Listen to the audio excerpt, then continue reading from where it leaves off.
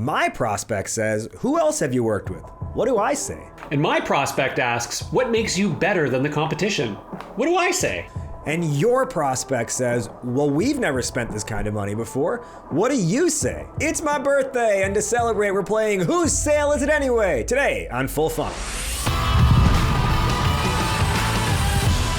Hey everyone, I'm Raj Nation, he's Tyler Lessard, and you're watching Full Funnel, the weekly show facing lawsuits in 6 different territories due to naming rights infringement of Full Frontal with Samantha Bee. Full Funnel is where we break down 3 hot topics happening in the world of sales, all to help you go out, show out, and fill up your funnel. Let's dive right into today's action.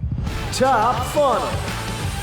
You're cruising along in a conversation with a prospect, or at least you think so. Turns out they're a little bit skeptical. And at some point in that conversation, they ask you, who else have you worked with? How do you tell a really good customer story? See, in my experience, I have seen reps do 2 things that are most common. The first thing is they will just spout off a bunch of ROI numbers right off the bat. The other thing they'll do is spend 4 or 5 minutes telling this long, drawn-out tale of success of one of their customers. So what's the Goldilocks sweet spot of getting it just right? What I've found to be really successful is to actually follow a specific framework where you're able to tell a micro story that actually leans on qualitative ROI and is backfilled by quantitative ROI. So you open by referencing a customer that reminds you of them. And then you lead with the qualitative ROI, like they've been really happy because of X. Then you dial it back and you say, here was the problem they were facing. Here's what we did about it. Here's some of the numbers behind the success. And then end by having a question that you can turn back on them. As a marketer myself, we get way carried away with ROI numbers and case studies. And it drives me nuts. I would much rather go in and say, this individual or this business has started to see a little bit more productivity in their reps by doing this, as opposed to they have had 3 times higher response rates. One of the really great ways to bring these little stories to life as well is to source short little videos from your best customers. It doesn't have to be the marketing produced drone footage, Hollywood video of these big success stories, right? Those are fine. But rather than producing 5 big case studies, go out and get 10 different little micro videos from some of your favorite customers. Just talking honestly about how is it that you have seen success using our solution? What was the big problem you had beforehand? And what is one thing that you don't like about working with us or using our product? That last one's actually a really fun one because you can actually start to share those stories with your other prospects saying, hey, find out what this one person doesn't like about working with us. Of course, they're always going to say, well, they're a little bit too giving or their product is so good, it makes me incredibly adept at what I do. My biggest weakness is that I care too much. You don't want to have a 5-second response. You don't want to have a 5-minute response. Yeah. What would you say, whether it's the video or the live chat? How long is too long and when are you tuning out? I love that 2 to 3 minute range. And that's what I find for a lot of these little micro stories, either when you're telling them yourself or when you're getting something from a customer. Do it on a little Zoom call together. And if you're able to, do some quick edits afterwards just to chop it together and make it that 2 to 3 minute length. So they get to the point pretty quickly, but it's enough time to be able to get that value out of it and make it relatable. Mid-funnel.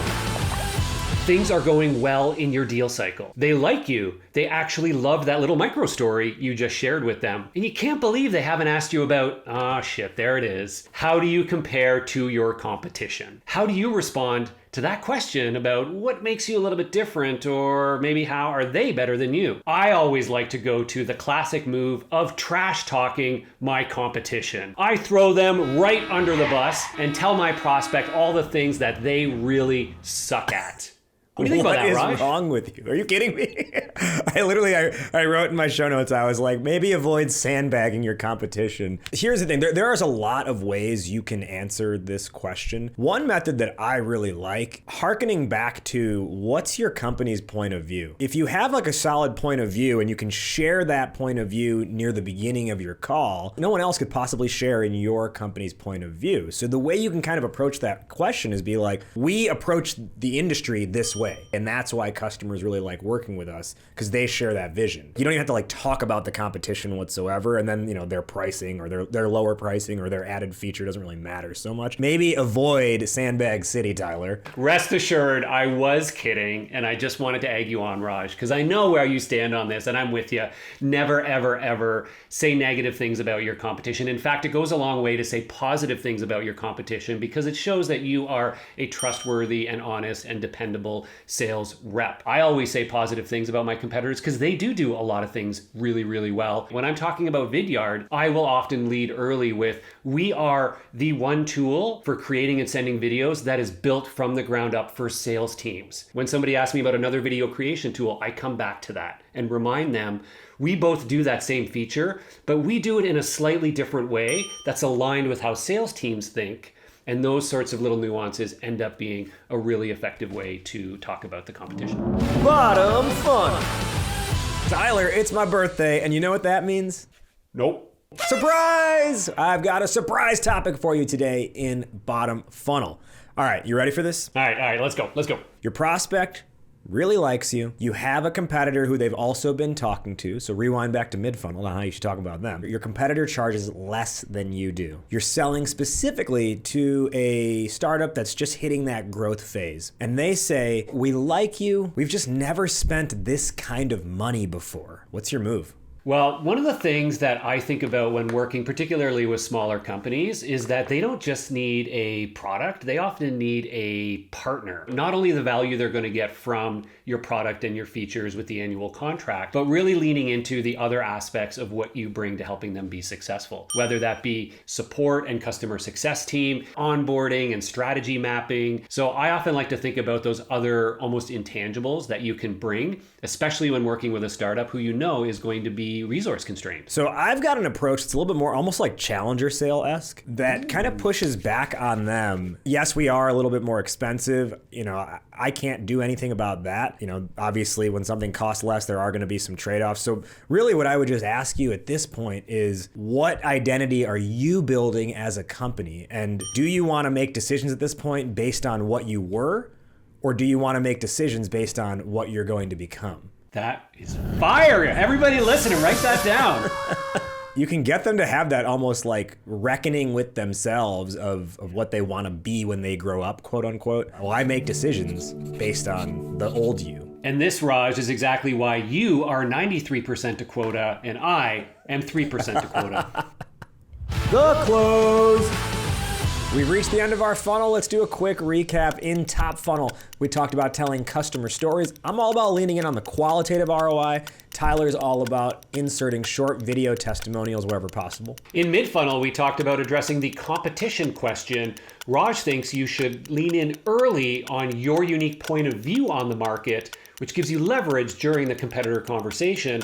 I'm just going to keep throwing the competitors under the bus and stay 3% to quota.